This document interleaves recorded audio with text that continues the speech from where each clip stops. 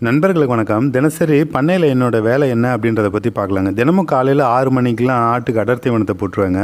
ஆட்டை திறந்து விட்டுட்டு ஆடு அடர் தீவனத்தை தின்னுட்டு இருக்கும்போது பார்த்திங்கன்னா, நான் ஆடு இருந்த இடத்த ஃபுல்லாக கூட்டி சுத்தம் பண்ணி அள்ளி கொட்டிடுவேங்க. அப்புறம் தாயாடுகள் வந்து பால் கொடுக்கறதுக்கு நின்றுட்டுருக்குங்க. அதுங்களுக்கு குட்டிகளை திறந்து விட்டுட்டு நானும் ஒரு குட்டிக்கு பால் கொடுத்துருவேன். காலையில் சாயந்தரம் 2 நேரமும் பால் கொடுப்போம். அப்புறம் உலர் தீவனத்தை போட்டுட்டு ஆடுக்கு தண்ணி வச்சுருவேங்க. மதியம் தான் வந்து பசுந்தீவனத்தை கொடுப்பேன். அப்புறம் 2 கெடேரிக்கும் தண்ணி வச்சுட்டு தண்ணி குடிச்சிட்டு இருக்கப்போ பார்த்திங்கன்னா, கெடேரியை 2த்தையும் மரத்தடியில் தான் கட்டுறது வழக்குங்க பகல் டயத்தில். அதனால் கூட்டி சுத்தம் பண்ணிவிட்டு வைக்கோல் அள்ளி போட்டுட்டு மாட்டை கட்டிட்டு அடுத்து பெரிய மாட்டுக்கு தண்ணி வைப்பேங்க. பெரிய மாட்டை வந்து ஷெட்டு உள்ளே தான் கட்டுவேங்க. அதனால் ஷெட்டை ஃபுல்லாக கூட்டி சுத்தம் பண்ணி அள்ளி கொட்டிட்டு திரும்ப பார்த்திங்கன்னா 8:30 மணி ஆயிருங்க. அப்புறம் குளிச்சுட்டு நான் என் வேலையில் 9 மணிக்கு உட்காந்துருவேன்.